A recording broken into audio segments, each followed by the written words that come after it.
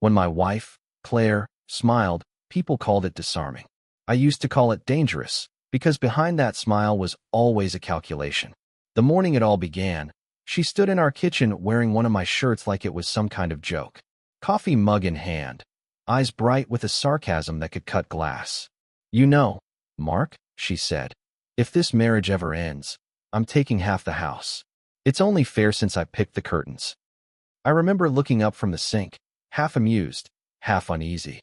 "That's funny," I said. "You didn't pay for the curtains." She laughed, a sharp sound that didn't reach her eyes. "Details, details. Judges love emotional contributions.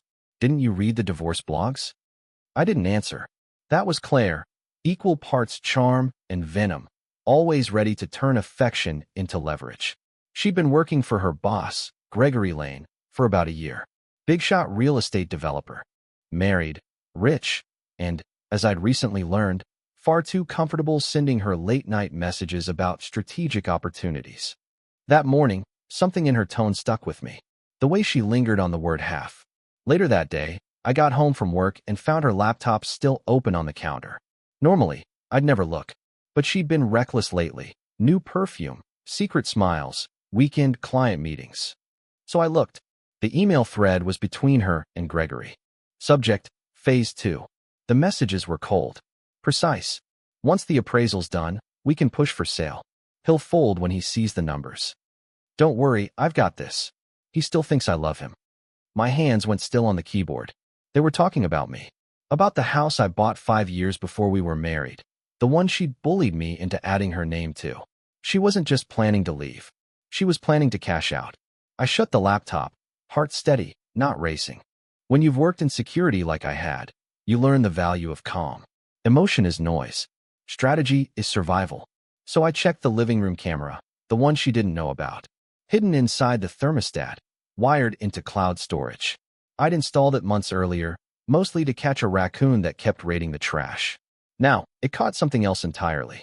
Claire and Gregory, sitting on my couch, drinking my whiskey, whispering like conspirators. Her hand on his knee, his voice low. "Once the judge sees your statements, it's done. He's got no case. Just smile, act innocent." Her laugh was soft but mean. "Please. Mark's too proud to fight dirty. That's what makes him easy." I watched them from my phone, every word recorded, every gesture saved. The footage was time-stamped, high definition, admissible in court. When the video ended, I didn't throw my phone. I didn't yell or cry. I just smiled, the kind of smile Claire used to think was indifference. Because I finally saw the full picture. She wasn't after love, or freedom, or even revenge. She was after profit. And profit has a price. I poured myself a drink, opened my laptop, and began a folder labeled Exhibit A. By the time I finished naming the files, I wasn't thinking like a husband anymore. I was thinking like a hunter. The next morning, Claire acted like nothing was wrong. She hummed while buttering toast, hair perfect, face glowing like someone who'd already won. "I've been thinking," she said between bites, "maybe we should refinance. Gregory says interest rates are great right now." I kept my tone even. "Gregory gives financial advice now." She smiled. That smug, slow curve that meant she was testing me. "He's a developer, babe. He understands value. You should take notes." She grabbed her keys and left for work, leaving behind the faint trace of her new perfume. Something expensive, something that didn't smell like my wife. I waited until her car disappeared, then I opened my laptop.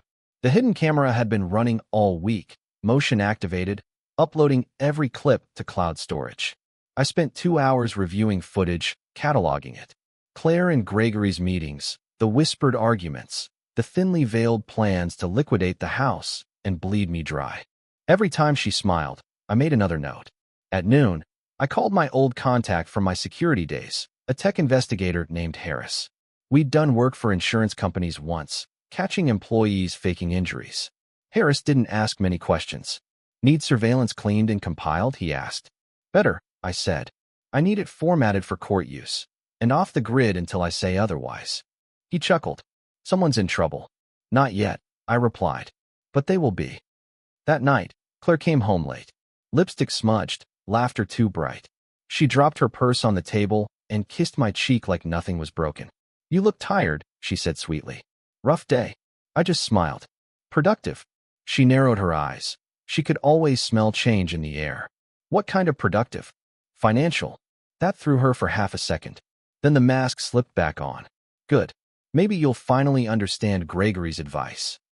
She turned away, satisfied, not realizing I'd already scheduled a private meeting with an attorney the next morning. The lawyer's name was Eva Morales, sharp, direct, and allergic to small talk. After I told her everything, she leaned back in her chair. You've got two options, she said. Defend or destroy. You can fight for what's yours, or make sure she regrets ever trying. I didn't hesitate. Option 2. Eva nodded slowly. Then we'll need more than screenshots. We'll need proof of intent, financial misconduct, and collusion. I've got recordings, I said. Then you're halfway there. Now you let her think she's still winning. Don't change your routine. Don't confront her. Just record everything. I left her office calmer than I'd felt in weeks. When I got home, Claire was in the living room, scrolling through Zillow listings with a glass of wine. What are you looking at? I asked. Just browsing, she said without looking up. In case the market changes. I smiled faintly. It will. She thought I meant interest rates. But what I really meant was her luck. Because starting that night, every lie she told became part of my evidence. Every fake smile, every text, every whispered call with Gregory. I wasn't her husband anymore. I was the quiet storm she never saw coming. For the next week, I played the part perfectly, calm, distracted, predictable. The kind of man Claire thought she could outsmart. She grew bolder every day. Late nights became normal. Calls with Gregory turned from whispered to open, confident. Once, I walked into the kitchen as she ended a call, and she just smirked. Work emergency, she said. Some people actually trust me with big decisions. I smiled. That's brave of them. She didn't hear the edge in my voice. That night, I moved to the next step, bait. I made sure to accidentally leave a folder labeled investment prospects, confidential open on my laptop before I went to shower. Inside it were fake bank statements showing a sizable inheritance from my late uncle, a windfall she didn't know about. I even added a line that said pending transfer to joint account once finalized. When I came back, the laptop was shut. Claire was sitting on the couch, pretending to watch TV. Her glass of wine trembled slightly. Got you, I thought. Over the next few days, I let her see just enough to believe it was real. Then, on Friday night, she called Gregory from the patio. She thought I was asleep. He's sitting on money, she said. Some inheritance or something. Once we file, I can push for half before he hides it. He's too slow to realize. Gregory laughed, a low, smug sound. Perfect. Keep him comfortable. Once the refinance goes through, we'll use that to leverage a buyout. Buyout, she repeated, like it was a sweet word. You think we can do it before he suspects? He won't see it coming. They never do. I watched the live feed from my phone, every frame crystal clear. The words inheritance, half, and buyout would look good in a courtroom transcript. By Sunday, I had Harris compile everything into one clean timeline. Dates, recordings, and photos of her meetings with Gregory. He handed me a drive. You planning to nuke her or just scare her? He asked. Neither, I said. I'm going to let her nuke herself. That evening, I brought Claire dinner, takeout sushi, her favorite. She was glued to her phone, pretending to look at listings again.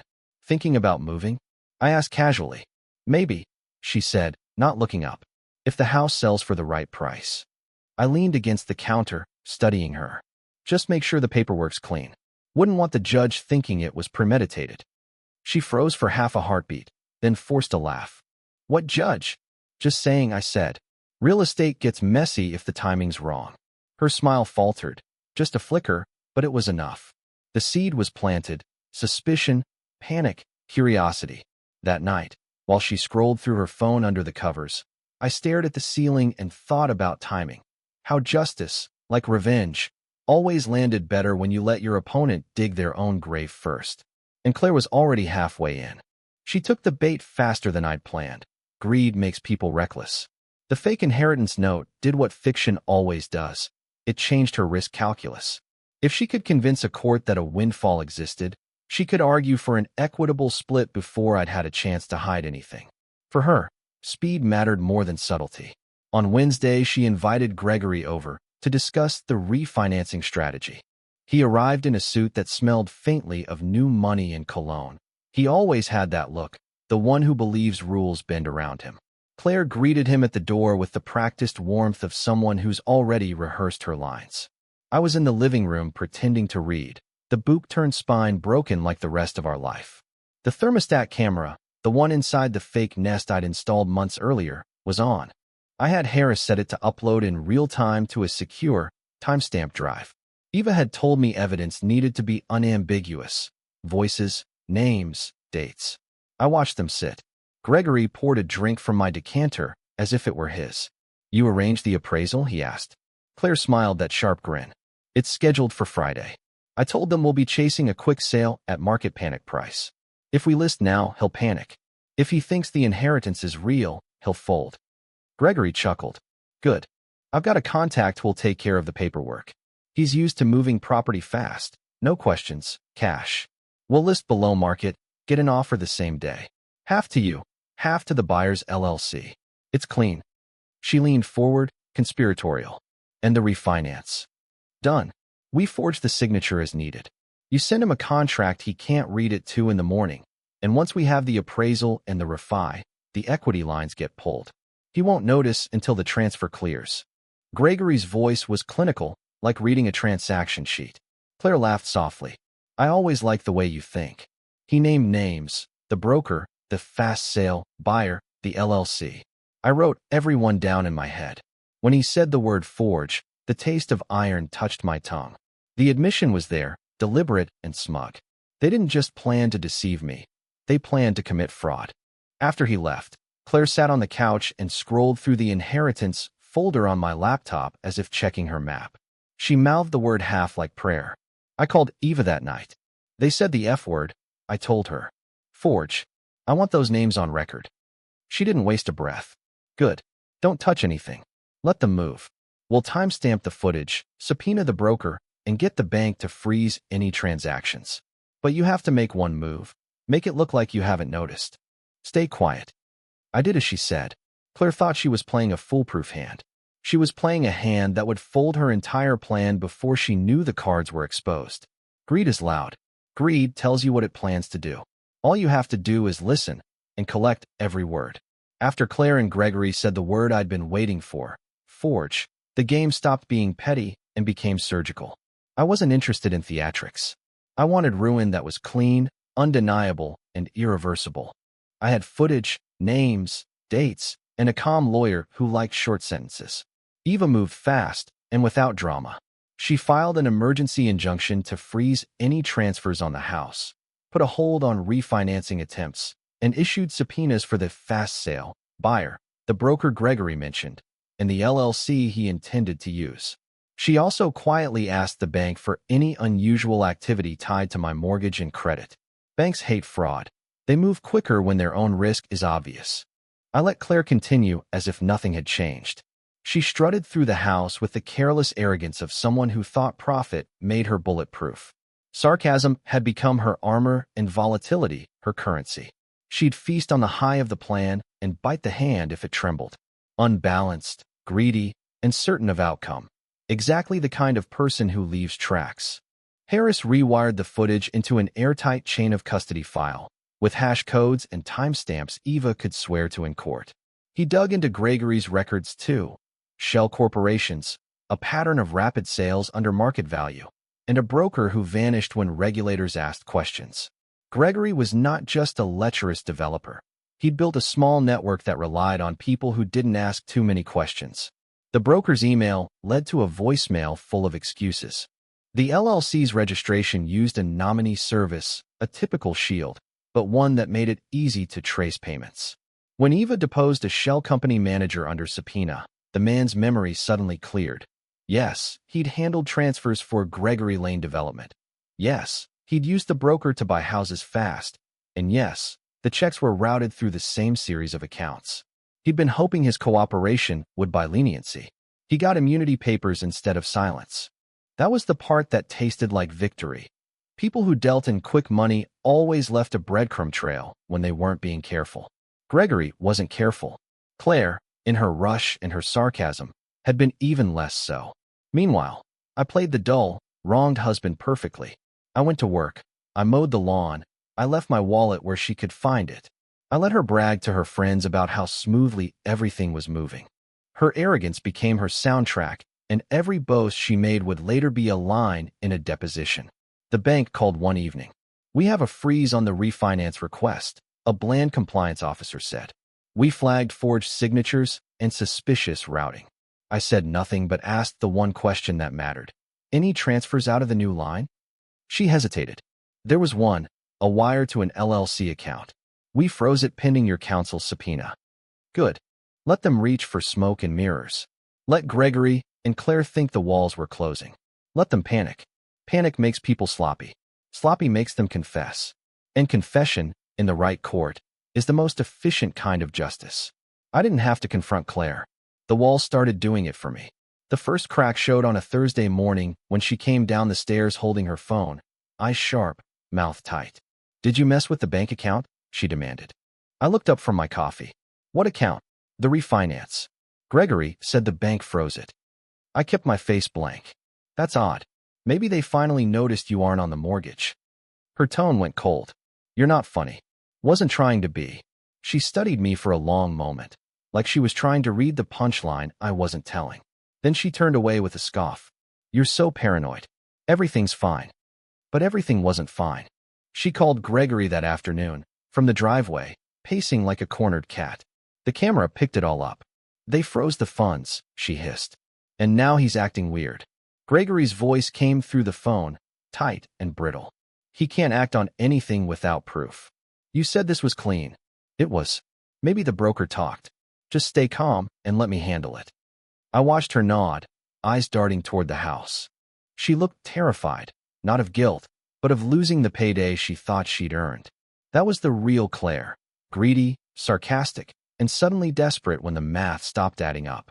That night, she tried being sweet again. Cooked dinner, opened wine, even played our old playlist like nostalgia could buy forgiveness. "You've been so quiet lately," she said, sitting across from me. "Are we okay?" I smiled faintly. "Better than you think." The color drained from her face. She didn't know what I meant, but she knew it wasn't good. 2 days later, Eva called. "We've got movement." Gregory's name just showed up in a parallel fraud case. Same broker, same LLC pattern. The state's investigating. I could almost hear the grin in her voice. "We'll feed them your evidence tomorrow." That night, I poured a drink and replayed the footage again. The two of them on my couch, plotting my downfall like it was a business plan. It didn't make me angry anymore. It just made things clear. Claire had built her entire identity around profit. Gregory had built his on manipulation. They thought they were dealing with a man too proud to fight back. But pride wasn't my weakness. It was my weapon. When she came home later, flustered and snapping at nothing, I asked casually, "How's work?" She shot me a look. "You wouldn't understand. It's called strategy." I nodded slowly. "Then you should know what happens when a strategy collapses." She opened her mouth to retort, but stopped. For the first time, her sarcasm failed her. The game wasn't over yet, but the board was already tilting. And soon, the king she'd been protecting, Gregory Lane, was about to lose his crown. By Monday morning, the state investigator had my files, and Gregory Lane's name was sitting on more desks than he could bribe. Eva coordinated everything quietly. My footage, the forged documents, the recorded calls. All of it tied together like a noose. The real beauty of revenge is timing. You don't rush it. You let it breathe. Let your enemy believe they still have oxygen before you take it away. That afternoon, Gregory hosted a company event downtown, a real estate seminar about ethical development practices. The irony was almost poetic. Claire insisted on going, said she wanted to support her boss. I told her she should. She thought I'd finally stopped fighting. When she left, I drove downtown too. Eva had arranged for the state investigators and a few federal fraud agents to attend quietly. They sat scattered among the crowd, listening, recording. Gregory took the stage in his tailored suit, that easy grin pasted across his face. "Real estate," he said into the mic, "is about trust, about building partnerships." The doors opened at the back of the room. 2 agents walked in, crisp suits, no hesitation. The murmurs started when they stopped beside the stage. "Gregory Lane?" one asked. His grin twitched. "Yes. You're under arrest for wire fraud, document forgery, and conspiracy to commit real estate fraud." The crowd gasped. Phones went up. Cameras flashed. Gregory's voice cracked. "This is a mistake. Tell it to your attorney," the agent said as they cuffed him. And right there, in front of his investors, his clients, his admirers, the man who thought he owned the world was let out like a thief. Claire stood frozen near the back, hand over her mouth, face white. The humiliation hit her harder than the fear. When her phone buzzed seconds later, she looked down and saw my message. "Check the thermostat camera footage before you call your lawyer." She turned toward me just as I slipped out of the room. By evening, the story was everywhere. Developer arrested in real estate fraud scandal. Reporters camped outside Gregory's office. Investors pulled out overnight, and his empire crumbled before midnight. At home, Claire was waiting in the dark, eyes red, voice trembling between anger and panic. "You did this," she whispered. I set my keys on the counter. "No, you both did." She stepped forward. "They'll drag me into it." "Probably," I said evenly. "But you'll have a chance to tell the truth, under oath." Her sarcasm, her smirk, her edge, all gone. What stood in front of me wasn't the predator anymore. It was just the fallout. When she realized I wasn't gloating, she broke. "You destroyed everything." I looked her straight in the eye. "No, Claire. You tried to. I just recorded it." She had no answer. She never would. By the time the police came for her statement 2 days later, she'd stopped wearing sarcasm as armor. She just kept whispering, "He recorded everything." And she was right. I had. The house she tried to take became evidence. The camera she never noticed became her confession. And Gregory's empire, her golden ticket, was nothing but ash. 3 months later, the headlines had moved on, but the wreckage stayed exactly where it landed. Gregory Lane was still in county lockup, denied bail while the state untangled a dozen forged refinance deals. Half the city wanted his head on a spike. The other half pretended they'd never known him. Claire's name appeared in the indictments, though listed as cooperating witness. Eva negotiated that part. The DA had enough evidence to press charges, but I told Eva to offer them something else, a complete confession in exchange for leniency. I didn't need her in jail. I needed her to live with what she'd done. The day she signed, I met her one last time. Neutral ground, the courthouse hallway. She looked older. Not tired, drained. The kind of emptiness that money and sarcasm couldn't fill anymore. "Why?" I asked her. Simple, honest. She tried to smile, but it cracked halfway. "Gregory made me feel powerful. And you made me feel small." I nodded slowly. "No, Claire. I made you feel seen. You just couldn't stand it." She opened her mouth, closed it, then whispered, "They'll ruin me." I leaned closer. "No, Claire. You ruined yourself. I just kept the receipts." I left her there with the silence. The divorce finalized 2 weeks later. I got the house, full financial control, and a clean record. She got probation, legal debt, and a name that no employer in the city wanted to touch. The footage, the filings, the frozen accounts, all of it sat in a secure drive in my study. I didn't keep it for revenge. I kept it as a reminder of what blindness costs.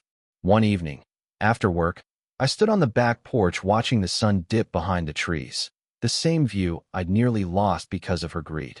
The air smelled of rain and cut grass. Peace has a scent when you've earned it. Eva called to say the case against Gregory had expanded. "Federal charges now," she said. "Wire fraud, tax evasion, conspiracy. He's done for." "Good," I said quietly. "You don't sound happy." "I'm not in the happiness business anymore." She laughed softly. "Then what business are you in?" "Rebuilding," I said. After the call, I walked through the house, my house, and stopped by the thermostat. The tiny black lens glinted in the evening light. I should have removed it months ago, but I didn't. It wasn't just a camera anymore. It was history, the silent witness that saved everything I refused to lose. I poured a glass of bourbon and sat in the quiet. Not angry, not triumphant. Just steady. People think revenge is fire. It isn't. Fire burns fast, leaves ashes. Real revenge is precision, slow, clean, and surgical. And when it's done right, you don't have to destroy someone. You just let the truth do it for you. The truth had already done its work, and I was finally free. Dear listeners, our story has come to an end.